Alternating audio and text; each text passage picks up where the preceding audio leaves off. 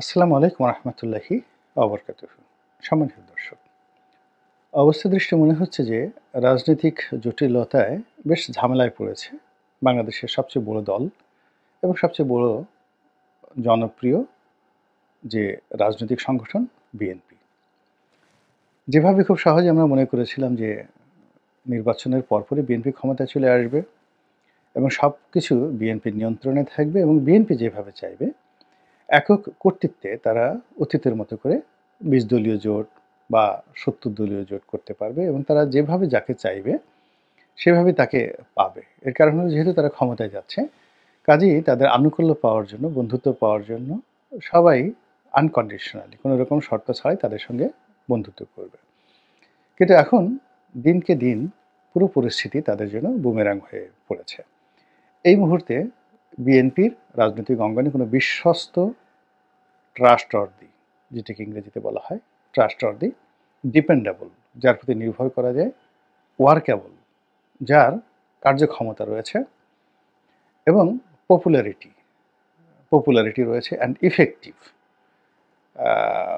সেই ইফেক্টিভনেস রয়েছে, এরকম কোনো বন্ধু, কোনো ব্যক্তি, কোনো গোষ্ঠী বিএনপির পাশে আছে আমার কাছে মনে হচ্ছে না।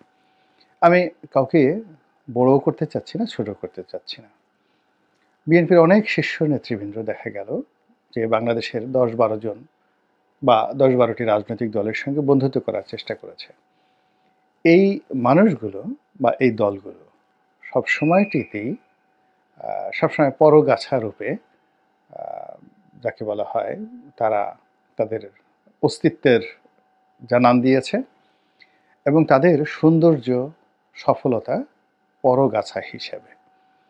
উদাহরণ হিসেবে আওয়ামী লীগের কিছু পরগাছার কথা বলি।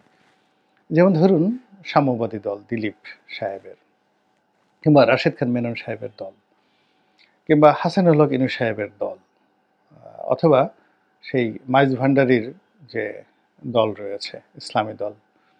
তো ওনারা যে রাজনীতি করেছেন বিএনপি এবং আওয়ামী লীগের বাইরে গিয়ে, তারা ভিন্ন একটি প্রতীক নিয়ে স্বতন্ত্র নির্বাচন করে এসে পাশ করবেন, এইরকম মূরত জনপ্রিয়তা, গ্রহণযোগ্যতা তাদের নেই। এবং তাদের সম্পর্কে বলা হয় এদের অনেক লোক আছেন যারা খুব বড় নেতা, ভীষণ রকম বড় নেতা, কিন্তু নির্বাচনী এলাকায় একটা চেয়ারম্যান পদে নির্বাচন করে, স্বতন্ত্রভাবে চেয়ারম্যান পদে নির্বাচন করে আসার যোগ্যতা তাদের নেই। ফলে তারা সবসময়টিতেই কী করেছে,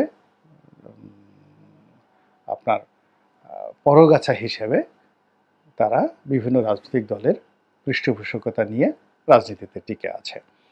তো এখন আওয়ামী লীগের জমানাতে যে সকল পরগাছা বা যে সকল গৃহপালিত রাজনৈতিক দল, বিরোধী দল তারা ছিলেন, আবার এরশাদের জমানাতে যারা গৃহপালিত রাজনৈতিক দল ছিলেন, কেননা এরশাদের জমানাতে তো শেখ হাসিনাকে গৃহপালিত বিরোধী দলীয় নেত্রী বানিয়ে ফেলেছিলেন এরশাদ। তো যার জন্যে এরশাদের সফলতা এই ক্ষেত্রে অনেক অনেক বড়। তো তিনি একবার শেখ হাসিনাকে বানালেন, শেখ হাসিনা ৮৬ ইলেকশনে প্লাস জামাত, তো তাদেরকে গৃহপালিত বিরোধী দল বানালেন। আবার এই দলকে ছুঁড়ে ফেলে দিয়ে আসম আব্দুর রবকে, জাসদকে তিনি আবার গৃহপালিত বিরোধী দল বানালেন। তো সেই জমানাতে যদি ধরেন শেখ হাসিনা, আসম আব্দুর রব, তাদের তুলনায় আবার শেখ হাসিনা যাদেরকে গৃহপালিত বিরোধী দল বানিয়েছিলেন, যেমন জাতীয় পার্টি, তারপর জাতীয় পার্টি, এরপর জাসদ, ওয়ার্কার্স পার্টি থেকে আরও অন্যান্য নানা রকম পার্টি, তাদেরকে তিনি গৃহপালিত বিরোধী দল বানিয়েছিলেন। তার সঙ্গে সঙ্গে আবার কিছু বেঈমান, কিছু মুনাফেকও তিনি তৈরি করেছিলেন বিভিন্ন পার্টি থেকে।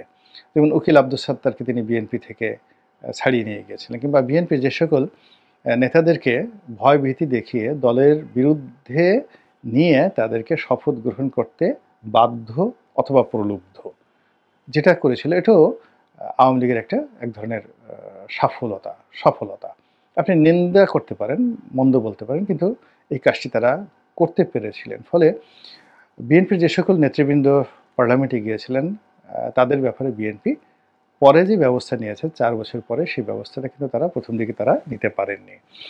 তো যা হোক, তো সেই যে অতীতের যে ইতিহাস, গৃহপালিত বিরোধী দল হওয়ার ইতিহাস এবং তাদের যে মান, সেই তুলনায় যদি আপনি সেই সকল গৃহপালিত বিরোধী দলের নেতাদেরকে পাঙ্গাস মাছ, রুই মাছ কিংবা ধরেন আরও বড় বড় বড় মাছ, নীল তিমি মনে করেন, সেই তুলনায় এখন বিএনপি যদি আমাদের বরিশাল অঞ্চলে বলে ঝুরা চিংড়ি, একেবারে এক একটা চিংড়ি একটা পশমের মতো ছোট ছোট, এটা শাকে ব্যবহৃত হয়, এগুলো মাথা ঠাথা কিছু ছেঁড়া যায় না, তো ঝুরা চিংড়ি বলে এগুলোকে। এগুলো বেঁচে আছে না মরে আছে, পচে গেছে না গন্ধ, এগুলো বোঝা যায় না। তো দক্ষিণাঞ্চলে এরকম চিকন জাল দিয়ে এরকম ছোট ছোট চিংড়ি, এগুলো বাচ্চা চিংড়িও না, এগুলোকে বলা হয় ঝুরা চিংড়ি।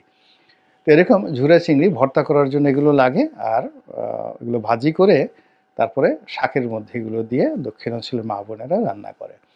তো জাতীয় পার্টির জমানাতে এবং আওয়ামী লীগ জমানাতে যারা গৃহপালিত বিরোধী দল ছিল, তাদের এক একটা নেতার যে উচ্চতা, যদি আপনি রুই মাছ ধরেন, পাঙ্গাস মাছ ধরেন, হাঙ্গরের ধরেন, সেই তুলনায় এখন যারা আছেন এদেরকে আপনি ঝুরা চিংড়ি ছাড়া আর কিছু বলতে পারবেন না।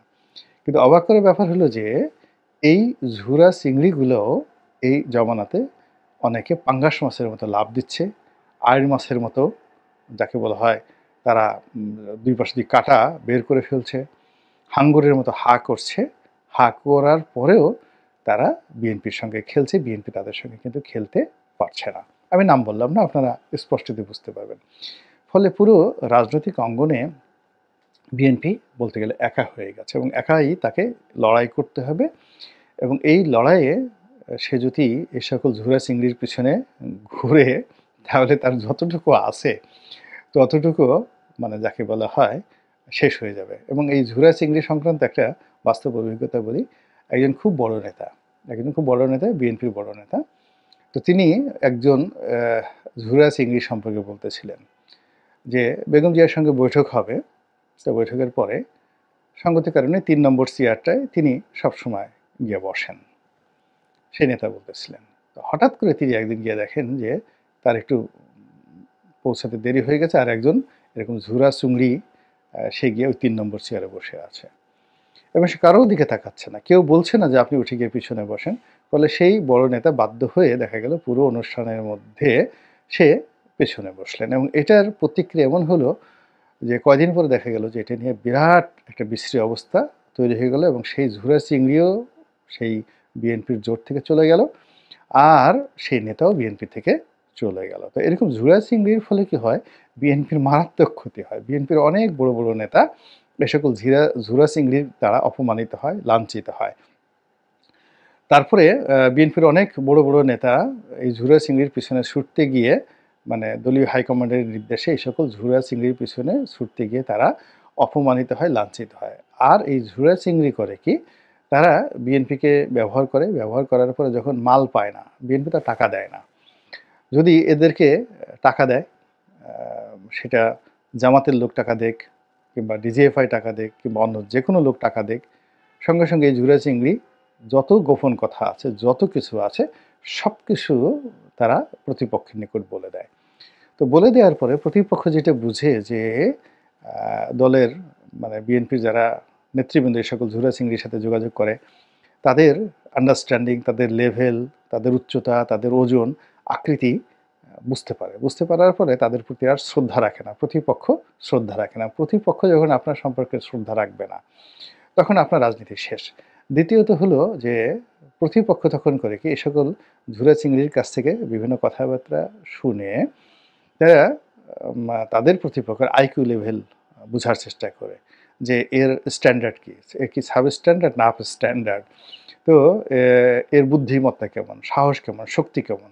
তো এইগুলো করে প্রতিপক্ষ যখন আক্রমণ করে বা আঘাত করে, তখন আর সেগুলো প্রতিহত করার মতো যে সেনাপতি, শক্তিশালী সেনাপতি দলের মধ্যে যারা আছে, তারা যেহেতু আগেই বিভিন্ন এই ঝুরা চিংড়ির দ্বারা অপমানিত হয়েছে, লাঞ্ছিত হয়েছে, তারা সেই মানসিকভাবে অনেকটা দূরে চলে যায়। কিছু করার নাই, জীবনের শেষ পর্যায়ে এসে আর কোথায় যাব, কি করব, অনেকটা মিরুমান হয়ে বসে থাকে, জাস্ট বেইজ্জতি হওয়ার ভয়ে নিজেকে নিবৃত রাখে।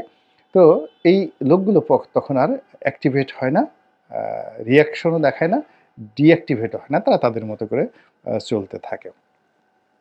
তো এরকম আ জায়গা থেকে বের হওয়ার জন্য মূলত এখানে দুটো বিষয় আপনি দেখেন যে বাংলাদেশের ৩ জন লোক আ যাদেরকে সফলতম রাজনীতিবিদ বলা হয়, বঙ্গবন্ধু শেখ মুজিবুর রহমান, শহীদ প্রেসিডেন্ট জিয়াউর রহমান এবং এরশাদ সাহেব। তারা বন্ধু সিলেকশনে আ যে সফলতা